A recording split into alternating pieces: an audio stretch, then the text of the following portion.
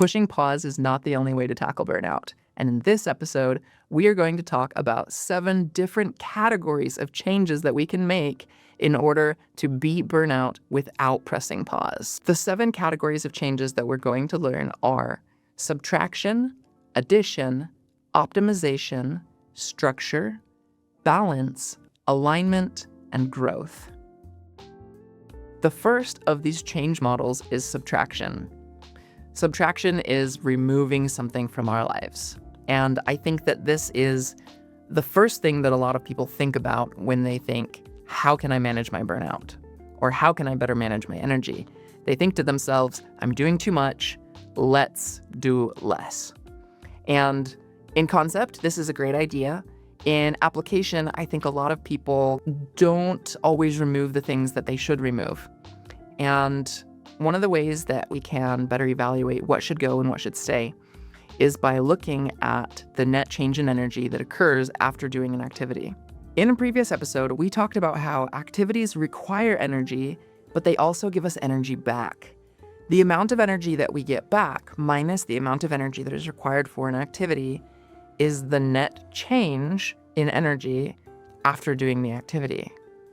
We can use this information to analyze our lives and see what activities we should add to our lives, what activities we should take out of our lives. This is valuable because oftentimes people will subtract because they're so busy, they just think I need to do less, but they'll actually subtract out things that energize them and that would be helping them to feel better and more able to do the work that they want to do. The second model for change is addition. And this is where we add activities back into our lives that give us the energy that we need to be able to do more work. To perform addition in our lives, we can come up with a list of activities that we think would be very energizing for us. And then again, just perform that simple math. How much energy does this activity give us? And how much energy does it require? What is the net change in energy after doing this activity? List those out and find which activity is going to give you back the most energy, and find where you can realistically put this into your life. This could be something like playing volleyball with friends, or reading a book, or going out and exercising. There are many, many different things that we can do in order to recharge the batteries within us. The third model for change is optimization. We've subtracted activities, but there's still a lot of activities left in our lives, and we have to do those things. Some of those activities require a lot of energy, things like your daily work, or doing your taxes, or yard work. Some of these activities can be exhausting. That's where optimization comes in. Optimization involves asking ourselves, how can we increase the amount of energy that activities give us and decrease the amount of energy that is required by these activities? The fourth category of changes that we can make is structure. This involves our schedule, when you're doing activities and in what order you're doing them. This is important because if your week is front-loaded with all of the high energy activities, then it may be that by the end of the week, you don't have any energy left. Or it could be the opposite. The beginning of your week might be easy, and then the end of your week might be very difficult, not leaving you any energy for the following week. Also, you may remember that you have a weekend, and maybe that's a better time to recover. So this is very dependent on the person and how your energy works, but it's important to understand that and to schedule accordingly. The fifth category of changes we can make is balance. Balance is managing your energy in real time and has a lot to do with self-awareness. We have to be able to feel those internal batteries and if they're running out, if they need to be recharged. You might be doing an activity and find that you have absolutely no motivation or no focus and you're not getting anywhere. But because that's what's on your schedule, you just keep pushing on and trying to do it, and it's like hitting your head against the wall and there's no result. This might be a time where it's better to do another activity that you have the energy for, or to do some kind of activity that will recharge you so that you can jump back into the higher energy requiring activity. The sixth category of change is alignment. And alignment has to do with ensuring that your actions are in line with the values that you have and also the needs that you have in your life. Example for me, integrity is very important. If I feel like I'm not being authentic, or if I feel like I'm not being honest with someone, that's very stressful for me. And that stress is going to take a lot of energy. I also have needs in my life. Creativity is a big thing for me. And if I am not making sure that there are activities in my life that involve being creative, then it's almost like some of the energy is being sucked out of my life. Those things are very energizing for me and therefore are a need for me in order to have good alignment. The last category of changes that we can make is growth. Growth involves increasing your capabilities and your resilience. We talked before about how we have batteries within us.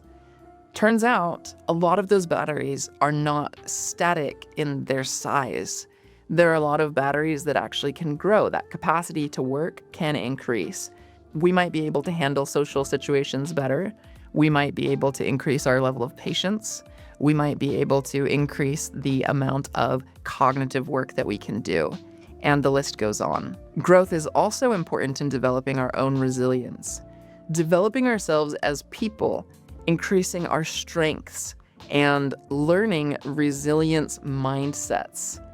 This can be absolutely life-changing, and this growth can make us more resilient to stress, more resilient to burnout, and more able to do work. Let's look at some specific examples of how these changes can be applied in someone's life. Let's say that in addition to some of the everyday kinds of things, you have 7 activities that you want to do in the following week. You have taxes that are due at the end of the week. You have a coding project for your work that is due also at the end of the week. You promised your elderly neighbor that you would help them to learn how to use their phone better, or maybe it's some other kind of service. You also need to do some shopping. Your home office is a little bit messy and you would like to get that cleaned up. You have a new book or TV show or video game that you would like to enjoy, and you have a game night with friends. In a practical situation, the first category of changes to start considering is actually alignment. This is because we need to look at our activities and ask ourselves, are these in line with my values, and are these activities going to fulfill the needs that I have in coming week? This is very personal. For one person, if you've promised to help your elderly neighbor, that's absolutely it. You have to do it. For another person, you might feel just fine with contacting your neighbor and saying, hey, can we do this next week? Next, we can look at growth. I like to look at alignment and growth before going into the other steps, because when we start with these, we already have it in mind. It's in context, if you will, that as we consider everything going forward, we're going to be thinking about, am I prioritizing alignment? Am I prioritizing growth? Are the decisions I'm making in alignment with who I want to be? When we get to subtraction, am I going to cut out something that actually is going to help me to grow? Look at your coming week and ask yourself, am I doing things that are helping me to grow? And also, am I prioritizing growth? After alignment and growth, we can then add activities. I like to add activities before subtracting because if we add too many things, when we get to that subtraction step, we might realize we do need to cut back a little bit. We need to add the activities in that are going to keep us energized enough to do all of those other activities in our list. Then we can go to subtraction. With subtraction, we want to make sure that we don't cut out all of the activities that give us energy. So many people, when they become busy, they take out the activities that are giving them life. They stop hanging out with friends. They stop doing the things that recharge them, like reading a book or watching a TV show. We need to have a deep understanding of ourselves and what gives us energy. The subtraction and addition steps are so personal, and it really has to be that way because everyone is so unique. We don't have time in this video to look into the optimization for all of these activities, but let's just think about the taxes and maybe the coding project, because those activities seem like they might be the ones that take the most energy. For the taxes, they have to get done, we have to do them, but we don't necessarily have to do them ourselves. One form of optimization is delegation. Give the activity to someone else, and then all that's left on you is making sure that you do the active delegation and you do the follow-up and make sure that it's actually going to happen. If you want to save money and you don't want to pay someone else to do your taxes for you, then it may be helpful to break this task into lots of different steps. This will help us when we get to the schedule phase later with structure, but right now it's also helpful because when you break a task into multiple steps, then you have something that is very obvious and concrete when you've completed a step. This tricks your brain, if you will, into getting more dopamine because it says, oh, I just accomplished something. And that dopamine is going to help to keep you motivated to be able to do this task more. In effect, you've increased the amount of energy that you're getting from the activity simply by how you break up the task. Learning about the skills and the knowledge that are required for these tasks, this is a huge optimization because you're able to do certain things so much faster. And another thing that you can do is just ask yourself, what would make this activity more fun? This is a trick from Ali Abdaal's book and YouTube videos that helps you to increase the amount of energy that you're able to get back from an activity. So you might be listening to your favorite music while you do your taxes or your project, or maybe you're able to gamify one or both of these things. Now that we've identified what we're going to do and also how we're going to do it, we need to figure out when we're going to do them. This is structure. A few things that could be helpful right away are putting the tax activities earlier in the week.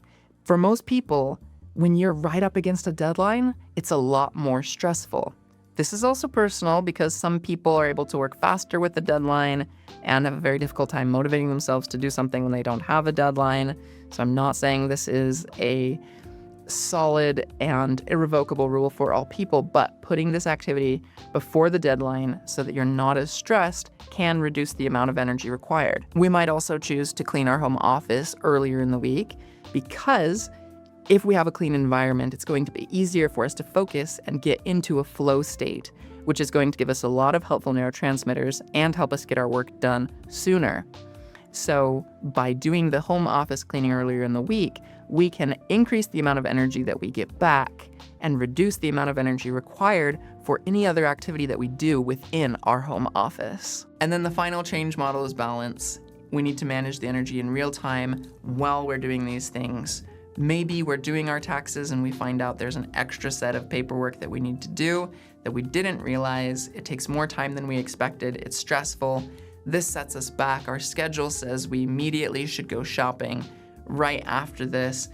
And maybe we're just not in the mindset for that. And maybe we should step back and say, you know, it's okay for me to sit and read my book or watch a TV show before I go do that shopping. Sometimes we get so caught up in the schedule that we don't even think before we move on to the next task. Other times we're not following our schedule at all and we're not getting any benefit from it. So we have to learn the skill of balancing our schedules and our time and how our internal batteries are doing. There are so many things that you can do to help manage your energy and to help manage burnout besides just pressing pause on your life. We have subtraction, addition, optimization, structure, balance, alignment, and growth. And within these, there are so many things that we can learn. We have barely scratched the surface of these changes that we can make in our lives, which is why in this course, we're going to deep dive into all 7 of these different categories of changes that we can make and see that this is really an inexhaustible subject. I am super excited to start this off with looking at the nitty-gritty of subtraction in our next episode, seeing how to simplify our lives without losing the things that matter to us. Don't forget to like and subscribe, and we'll see you there.